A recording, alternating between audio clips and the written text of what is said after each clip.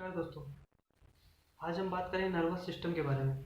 इसमें हम बेसिकली देखेंगे कि नर्वस सिस्टम का पाथवे क्या होता है, नर्वस सिस्टम के क्या क्या अलग अलग पार्ट्स होते हैं, इसकी क्लासिफिकेशंस क्या है और इसमें क्या क्या इन्वॉल्व होता है। आइए बात करते हैं।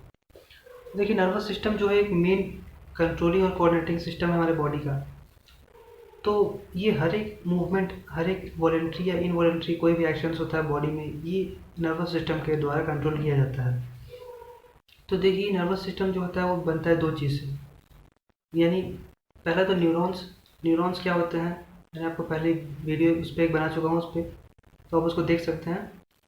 तो जो न्यूरॉन्स होता है वो बेसिकली क्या होता है कि फाइबर्स लाइक स्ट्रक्चर्स है जो एक ट्रैक्ट बनाता है, रास्ता बनाता है हमारे ब्रेन से लेकर पेरीफेरी तक, ताकि जो कंडक्शन हो सके उसमें प्रॉपरली। उसके अंदर दो तीन चीज़ें आती हैं।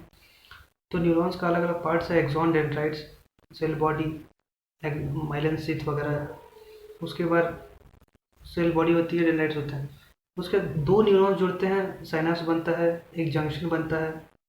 उसके बाद उस जंक्शन के बीच में कुछ गैप होता है, न्यूरोट्रांसमीटर्स होते हैं, अलग अलग फ्लूइड होता है। तो वो ऐसे ट्रैक्ट बना रहे हैं, ऐसे रास्ता बना रहे हैं, आप समझिए। और दो मतलब दो न्यूरॉन्स यहाँ से, मतलब मान लेते हैं यहाँ रिस्ट से मेरे एल्बो तक दो न्यूरॉन्स हैं। तो एक न्यूरॉन यहाँ आके ख़त्म हो गया इस वाले पोर्शन पे, दूसरा न्यूरॉन यहाँ से आया, यहाँ ख़त्म हो गया। तो दोनों के बीच में कुछ जंक्शन है। तो एक यहाँ आके ख़त्म हुआ, दूसरा यहाँ से इधर आ गया। तो दोनों जहाँ पे जुड़े हैं उसको बोलते हैं जंक्शन, साइनेप्स। और उस साइनेप्स में क्या होते हैं, न्यूरोट्रांसमीटर्स होते हैं। न्यूरोट्रांसमीटर्स क्या होते हैं, जो एक न्यूरॉन से दूसरे न्यूरॉन को की जो इन्फॉर्मेशन है उसको एक से दूसरे में ट्रांसफ़र करेंगे। तो न्यूरोट्रांसमीटर्स अलग अलग तरह के हो सकते हैं, एसिटाइल कोलिन, कैटेकोलामिन, नॉरएड्रेनालिन, एपिनेफ्रिन, और ऐसे अलग अलग तरह के न्यूरोट्रांसमीटर्स बॉडी में पाए जाते हैं। तो देखिए, जो नर्वस सिस्टम की जो फैक्टर्स होते हैं, प्रिंसिपल्स होते हैं, वो तीन चीज़ पे डिपेंड करते हैं: सेंसिटिविटी, कंडक्टिविटी एंड रेस्पॉन्सिवनेस। तो इसको एक एक करके समझते हैं कि क्या है ये टर्म्स। तो सबसे पहले क्या है सेंसिटिविटी। तो देखिए, सेंसिटिविटी से मतलब है सेंसेशंस। तो सेंसेशंस ऊपर कैसे जाएंगे, तो सेंसेशंस जाएंगे सेंसरी नर्व्स के द्वारा। तो सेंसरी नर्व्स क्या करती हैं, सेंसेशंस लेके जाती हैं स्पाइनल कॉर्ड में। वो कहाँ जाएगी, posterior horn of spinal cord से पीछे की तरफ जाएगी, डोर्सल रूट गैंग्लियन से, वहाँ से होते हुए ऊपर जाएगी, ऊपर थैलेमस सेरेब्रल कॉर्टेक्स, वहाँ से फिर प्रोसेसिंग होगी, उसके बाद लेके आएगा वो मोटर इन्फॉर्मेशन। उसके बाद वो जाएगा कैसे, वो पास होगा anterior horn of spinal cord से जाएगा, और वो मूवमेंट कराएगा, मसल को स्टिमुलेट करेगा और कॉन्ट्रैक्शन कराएगा। तो इसको ऐसे समझिए जैसे मच्छर ने यहाँ से हमें काटा, तो सेम प्रोसेस होगा जो मैंने वही बताया, ऊपर जाएगा, वो आएगा। तो उसके बाद मसल को स्टिमुलेट करेगा, वो मसल कॉन्ट्रैक्ट होगी और हम अपना हाथ हटा पाएंगे। ये ऐसा ही है जैसे हम आग के ऊपर अपना हाथ रख दिए हैं, और हॉट टेम्परेचर्स जो सेंसेशंस अलग अलग बॉडी से डिफरेंट बॉडी से सेंसेशंस कैरी हुई। अब ये सेंसरी नर्व्स किस किस चीज़ की सेंसेशंस को कैरी करते हैं, तो वो होता है pain, touch, temperature, hot, cold. तो ये जो अलग अलग तरह के टेम्परेचर सेंसेज हैं, ये कैरी करता है। अब ये कहाँ प्रेजेंट होते हैं, आपके दिमाग में क्वेश्चन आया होगा। तो ये होते हैं मसल्स में, टेंडन्स में, लिगामेंट्स में, जॉइंट्स में, ऐसे ऐसे अलग अलग बॉडी पार्ट्स पे ये प्रेजेंट होते हैं। वहाँ से सेंसेशंस को उठाते हैं और ऊपर लेके जाते हैं, प्रोसेसिंग करा के मूवमेंट कराते हैं। तो इनका यही काम है। कंडक्टिविटी जो होता है, दूसरा टर्म है कंडक्टिविटी, यानी कंडक्शन। तो कंडक्शन होगा, मैंने बता दिया, सेंसरी नर्व्स के द्वारा। और सेंसरी नर्व्स के द्वारा कंडक्टिविटी होता है, और तीसरा होता है रेस्पॉन्सिवनेस, वो हमेशा मोटर नर्व के द्वारा होता है। तो जो सेंसरी न्यूरॉन या नर्व्स होते हैं, तो सेंसरी न्यूरॉन्स को कहा जाता है एफरेंट न्यूरॉन्स, उसका दूसरा नाम है। और इफरेंट न्यूरॉन एक अलग टर्म है, जो मोटर न्यूरॉन्स को कहा जाता है, जो डिसेंडिंग न्यूरॉन्स होते हैं। तो मोटर न्यूरॉन दो तरह का होता है, लोअर मोटर न्यूरॉन और अपर मोटर न्यूरॉन। तो लोअर मोटर न्यूरॉन क्या होता है, स्पाइनल कॉर्ड से जो नीचे न्यूरॉन्स आएंगे उसको लोअर मोटर न्यूरॉन कहेंगे। और स्पाइनल कॉर्ड यानी इस लेवल से अगर जो ऊपर के न्यूरॉन्स हैं उसको लेंगे अपर मोटर न्यूरॉन्स। ये एक अलग ही कहानी है, इसको मैं कभी दूसरे पार्ट में समझाऊंगा। तो अभी हम देखते हैं कि सेंसिटिविटी देख लिया, कंडक्टिविटी और रेस्पॉन्सिवनेस देख लिया। अब देखते हैं क्लासिफिकेशन क्या है नर्वस सिस्टम का। तो नर्वस सिस्टम के दो पार्ट हैं, देखिए। पहला है सेंट्रल नर्वस सिस्टम, दूसरा है पेरिफेरल और ऑटोनॉमिक नर्वस सिस्टम। तो सेंट्रल नर्वस सिस्टम का जो दो पार्ट है, ब्रेन और स्पाइनल कॉर्ड।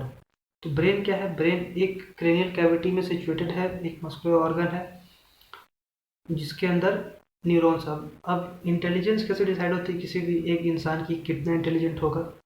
वो डिपेंड करता है कि ब्रेन में कितना स्पेस आपका सल्काई गायरस और कितने ज़्यादा न्यूरॉन्स हैं। तो देखिए हमारी इंटेलिजेंस डिपेंड करती है हमारे न्यूरॉन्स पे। तो जितना ज़्यादा न्यूरॉन्स होंगे उतनी ज़्यादा इंटेलिजेंस होगी।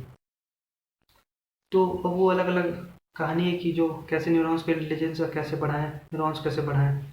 तो उसके लिए ऐसा टोटली तो पॉसिबल नहीं है, लेकिन थोड़े कुछ परसेंट ऐसे लोग हैं जिनमें पाया गया है कि वो अपने न्यूरॉन्स बढ़ा सकते हैं। तो उसके लिए अलग अलग तरह की एक्सरसाइजेज होती है, वो मैं कभी अगले पार्ट में बताऊँगा। तो अभी देखते हैं कि ब्रेन के अलग अलग पार्ट्स होते हैं। ब्रेन में जैसे cerebrum, cerebellum, cerebral cortex, basal ganglion, mid brain, mesencephalon, hind brain, fore brain. तो ये अलग अलग पार्ट्स हैं ब्रेन के। और ब्रेन के बाद आता है स्पाइनल कॉर्ड। तो स्पाइनल कॉर्ड देखिए क्या है। तो स्पाइनल कॉर्ड एक ब्रेन से सटा हुआ स्ट्रक्चर है, एक मस्कुलर स्ट्रक्चर है, थ्रेड लाइक ऐसे पतला सा, और ये करीब 45 सेंटीमीटर तक लंबा होता है।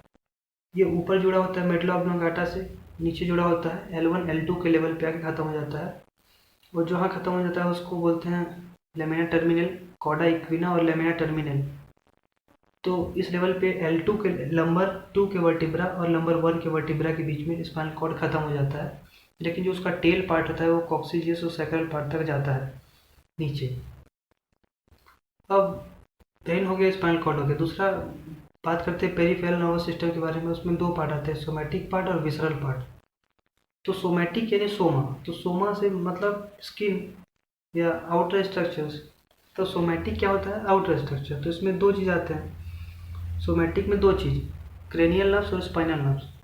तो क्रेनियल नर्व जो होती है 12 पेयर होती है बॉडी में, वो अलग अलग फेस की मसल्स और जितने सेंसेशन जैसे आई, सेंस ऑर्गन्स, आई, ईयर और टंग, नोज, ऑल्फैक्टरी रिसेप्टर्स और टच, फेशियल मसल्स, तो इन सबको सप्लाई करती है। और अलग अलग गैग रिफ्लेक्स जो होता है उन सबको सप्लाई करेगी क्रेनियल नर्व्स। दूसरी होती है स्पाइनल नर्व्स। तो स्पाइनल नर्व्स का क्या काम है बेसिकली कि स्पाइन यानी स्पाइन से स्पाइनल नर्व्स बेसिकली क्या करती हैं, स्केलेटल मसल्स यानी बॉडी की पेरीफेरी वाली मसल्स जो होती हैं जैसे अपर लिम्ब, लोअर लिम्ब, इन सबको सप्लाई करेंगी। और बेसिकली वो मसल जो बोन से बिल्कुल टोटली बोन से अटैच्ड हैं उनको स्पाइनल नर्व्स कंट्रोल करती है। अब वो कौन कौन सी हैं? दोनों अपर लिम्ब और दोनों लोअर लिम्ब, दोनों हाथ, दोनों पैर। तो स्केलेटल मसल्स होती है 31 पेयर की। Each nerve has 2 part, sensory और मोटर न्यूरॉन। अब इसके आगे हम बढ़े तो क्या है उसमें, सोमैटिक मैंने बता दिया, दूसरा होता है विसरल और ऑटोनॉमिक। तो विसरा से आप समझ सकते हैं, विसरा मतलब इंटरनल ऑर्गन्स। तो जितने भी इंटरनल ऑर्गन्स होते हैं वो सप्लाई होते हैं कैसे, विसरल और ऑटोनॉमिक पार्ट से। इसके दो पार्ट होते हैं, सिंपैथेटिक और पैरासिम्पैथेटिक। अब सिंपैथेटिक पार्ट क्या होता है, ये रिस्पॉन्सिबल होता है फाइट, फ्लाइट और फियर के लिए। अब एक टाइगर है, एक लॉयन को देख के हमको क्या आएगा? तो सबसे पहले दिमाग में आएगा डर। तो ये क्या करेगा, डर आएगा तो फटीग होगा, डरेंगे, थकेंगे और घबराहट होगा। तो इससे क्या होगा कि बीपी, टेम्परेचर और हार्ट रेट ये सबको इंक्रीज कर देगा। ये कौन? Sympathetic part. इसी का जस्ट अपोजिट क्या करता है पैरासिम्पैथेटिक पार्ट, वो काम करेगा, मतलब बॉडी को सप्रेस करने की कोशिश करेगा और इसको कम कर देना। तो हार्ट रेट, रेस्पिरेटरी रेट, इन सबको क्या करेगा, कम करेगा parasympathetic part.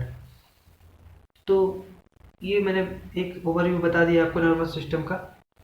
Reflex arch neurons ये मैं पहले बता चुका हूँ आपको। तो ये हो गए neurons, nervous system, central nervous system, peripheral nervous system और ऑटोनॉमिक नर्वस सिस्टम। अब उम्मीद करता हूँ ये आपको वीडियो समझ में आया होगा। मिलते हैं ऐसे इन्फॉर्मेटिव वीडियो के साथ, तब तक के लिए धन्यवाद।